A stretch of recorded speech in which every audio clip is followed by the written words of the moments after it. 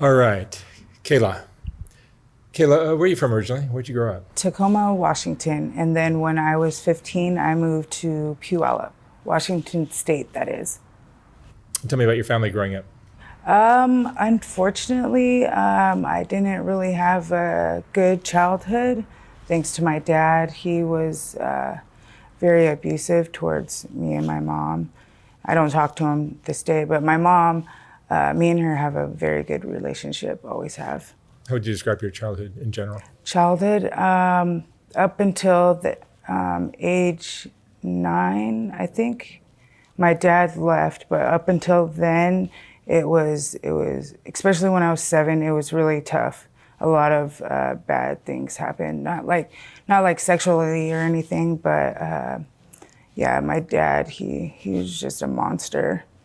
A lot of chaos in the house, it sounds like. Yeah, he's just a very angry person. Yeah. What kind of girl were you in high school? I was a social butterfly.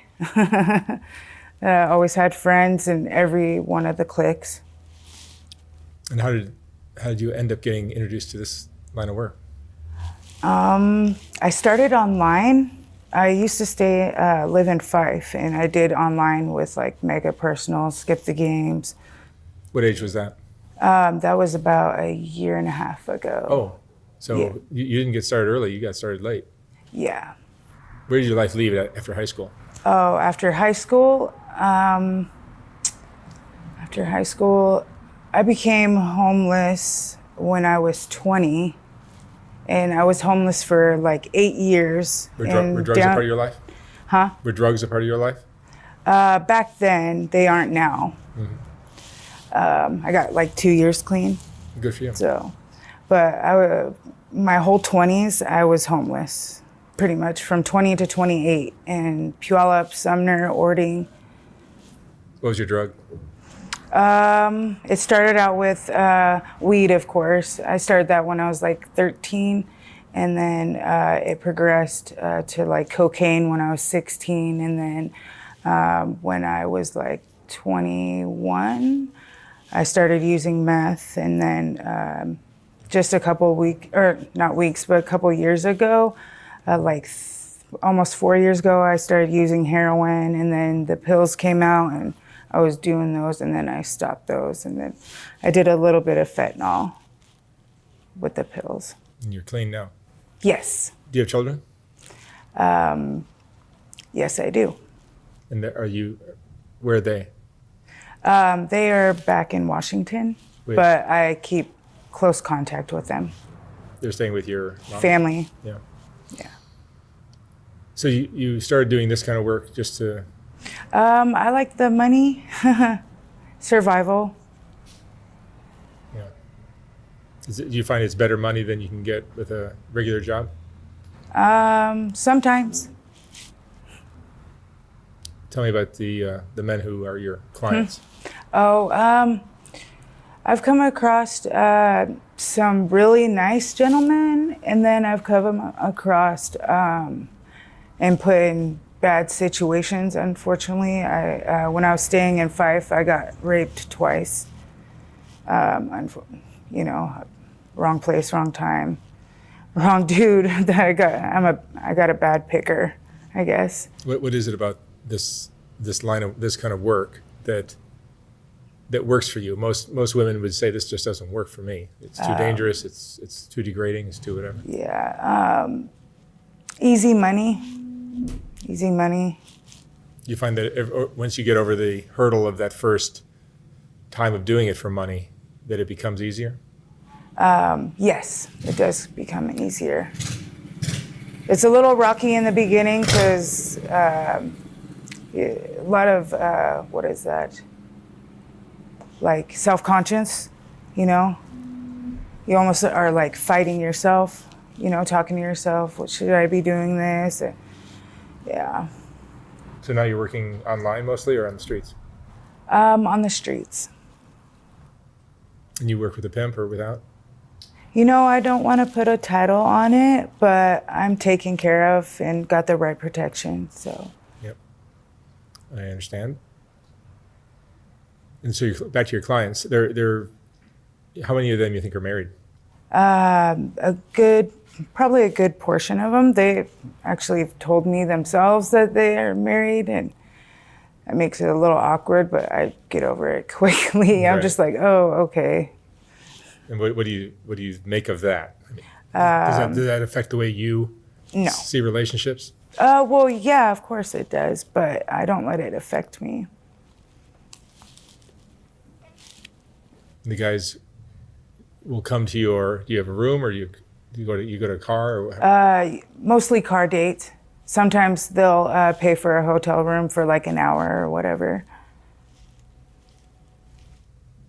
What does this kind of work do to you emotionally? Sometimes it's satisfying. Like I'll be really happy if I make a good amount of money. Other times I get discouraged because there's a lot of other girls out there that look better than me, you know? And so it's like a competition almost, but I don't see it as a competition, or I like to call it a fashion show. Mm-hmm. It looks like a fashion show sometimes. Yeah, it does. Out there. The other girls are competitive, or they're friendly, or they're nice, or helpful? Some of them don't. I'll say something to them like, "Hi, how you doing?" You know, and some will. They call it socializing. Mm-hmm. I've heard And that. some of them don't respond because they don't want to, and some of them are really nice. Yeah, I guess it's probably like your clientele. It's a mixed bag of everything. Yeah. Do you think prostitution should be legalized? Yeah.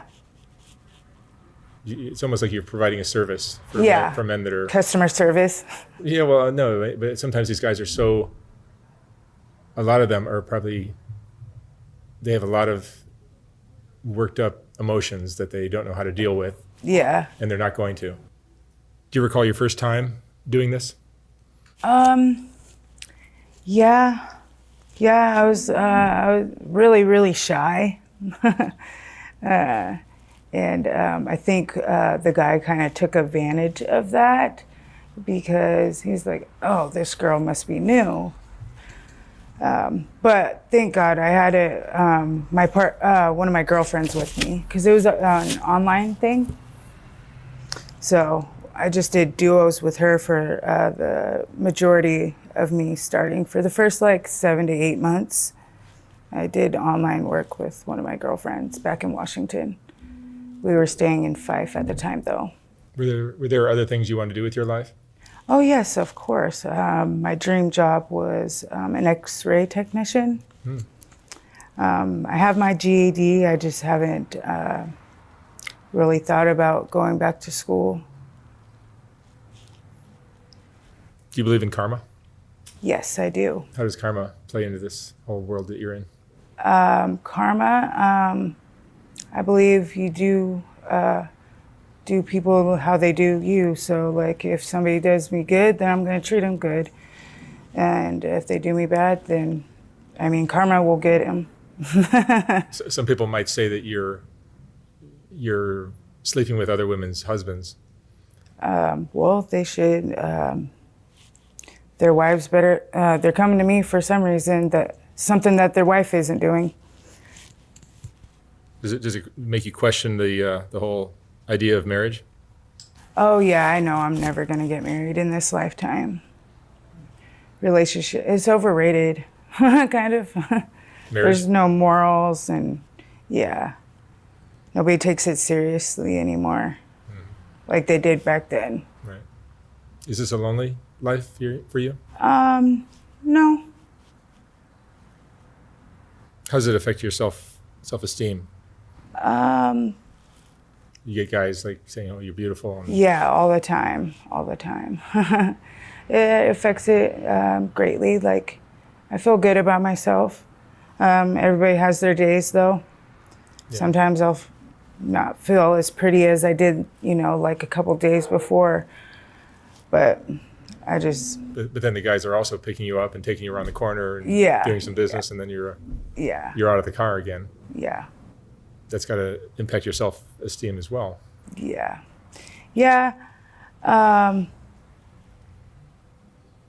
It makes me feel discouraged, like I'll be standing with like other girls, and I thought they were making eye contact with me, so that's why I walked up to the car, and they want the other girl, which is fine. It's totally how the game works, I guess, but That's how the world works. yeah. Yeah, I try not to take it too personal. Yeah, you develop a thick skin doing this, right? Yeah, you got to stay strong. What's your biggest regret? What would you have done differently if you I would had your life to have. live again? I would have stayed out of trouble. I wouldn't have been homeless.